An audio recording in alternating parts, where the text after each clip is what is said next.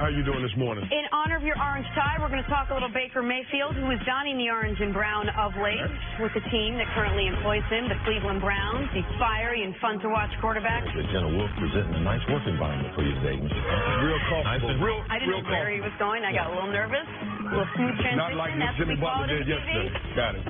Baker Mayfield has led the Browns to 2 wins in their first 5 games. Let me do the math for you. That is more wins than they had the last 2 seasons combined. What are you in a math club, Jenna? Yeah, ooh. I'm satiated.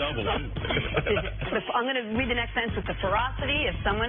He was asked if the recent winning proves the Browns, quote, aren't bad. Here's what Baker had to say about that. I've known the Browns weren't bad since the second I stepped foot in this franchise.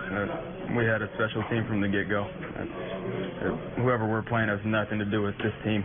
You know, we believe in this team we have. Management's put together a great group of guys, and so it's on us from now to learn and move forward. We're a 1 week at a time mindset. You know, we moved on from the first 4 games of the season. Now we're into the second quarter, and we're looking at a chance to go 2-0. You know, if you win each quarter, you're looking at a great possibility going to the playoffs. And we just got to take care of business 1 game at a time. You know, obviously, the end goal, yes, is to win the division and make the playoffs, but you don't do that unless you take it 1 week at a time. Let's start with you on this, CC. The Browns got the perfect quarterback. They needed someone that had the confidence and the moxie of what Johnny Manziel had, but someone who was going to back it up with leadership and with great football skill, and I think that's what they got in Baker. How much does his confidence mean to the Browns' recent success? Confidence means an awful lot, especially for young players, because that's one of the things. From the time these kids decide they're going to enter pro football, we do everything to tell them they're not good. The whole draft evaluation process is just brutal. We tell them, you know, Baker was 6'2" in college. You know what? That joker 5'11" in the NFL. I mean, they do everything to take money away from you, take away your credentials. He played in the Big 12. They throw the ball around. Their quarterbacks don't do well. That's what we do. But Baker has the type of intangibles that this is what you need for a franchise, not only a franchise like the Browns, but if you are trying to be in the playoff conversation, you need a guy like Baker Mayfield. Sometimes you need a quarterback.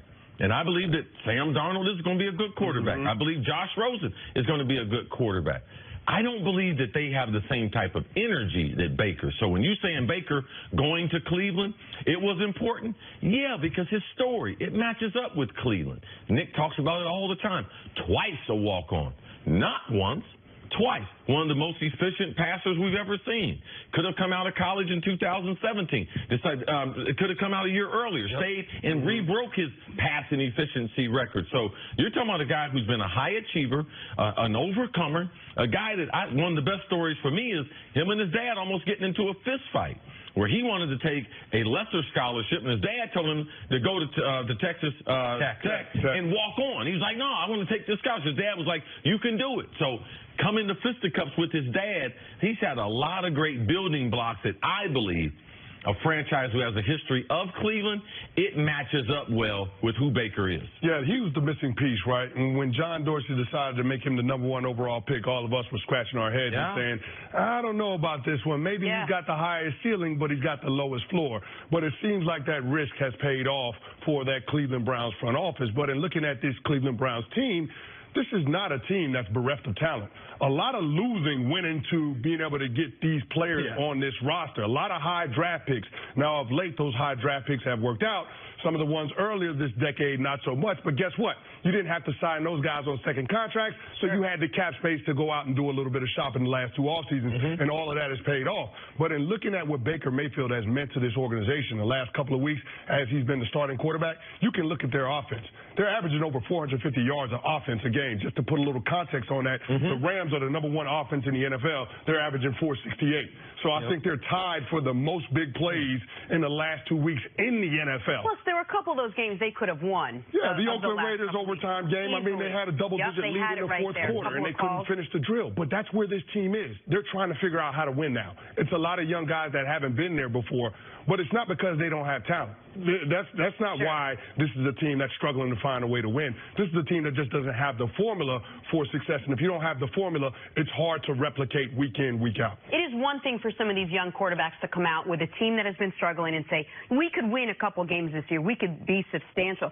It's another thing to say, we could probably make the playoffs. That's how good we are. And you've been on this bandwagon for a long time. I think they're good enough to be a playoff team. I think going into the year, I thought whether it was Tyrod Taylor, who I thought would be better than he was, or Baker Mayfield, if he got the opportunity, that if you just had adequate quarterback play, when you have Myles Garrett, who's a star, Larry Ogunjobi, who I know you've talked about, who is an underrated, maybe potential star coming up into this league, Emmanuel Ogbah, who was their best defensive lineman last year when Myles Garrett was out. That's 3/4 your defensive line. Christian Kirksey's a good linebacker. Denzel Ward, I had no idea how good he was going to be. No clue. Those are all defensive pieces.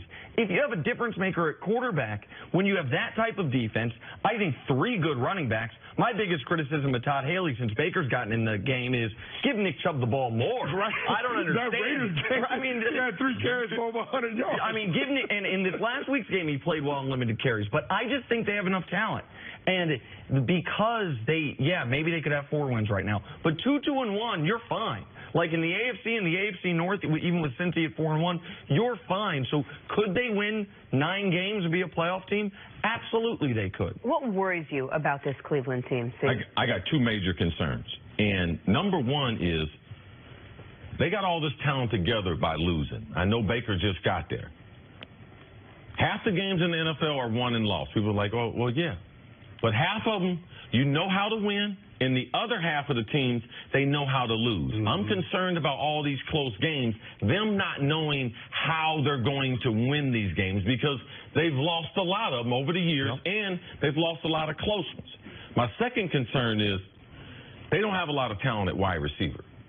Now, when they started the season, we thought they had a ton. Josh Gordon, Corey Coleman, those guys are removed from that locker room. Man, I don't like the wide receivers that they have. Callaway, depending on a young guy who struggled in college, coming down the stretch, when it gets cold, he's a Florida kid. It's going to be cold in Lake Erie. I'm wondering about his ability to be able to separate and get open and be a dependable number 2. Jarvis Landry, I believe in him. All right, but he's going to need some help. So for this team, if they had another wide receiver, I'd been like, man, the playoffs, that's a real potential. But I'm concerned about their playmakers. Can they generate that offense 450 in the month of November and in December when that wind is blowing sideways? Are they going to be able to do that? So I got legitimate concerns about does this roster know how to win and the lack of overall talent that they don't have at the wide receiver position. Yeah, I'm not necessarily in on the Cleveland Browns being a playoff team just yet, but I think the first point you made, CC, is a valid concern. This team has done a lot of losing this decade, and Vince Lombardi said it. Winning is a habit, but unfortunately, so is losing. So they've got to be able to break that, and I think Baker Mayfield is the key figure in all of this and being able to turn around that culture just because of the confidence that he has and the confidence that he breeds with his attitude toward his teammates. So him continuing to play at a high level, I think that's conducive to creating the type of culture that Hugh Jackson and John Dorsey are envisioning for this team moving forward. All right, Chris, stick around. Coming up, why is Big Ben pushing for L. Bell's backup? That's next on First Things First. Getting hot. Stop talking. He's a big old Stop talking.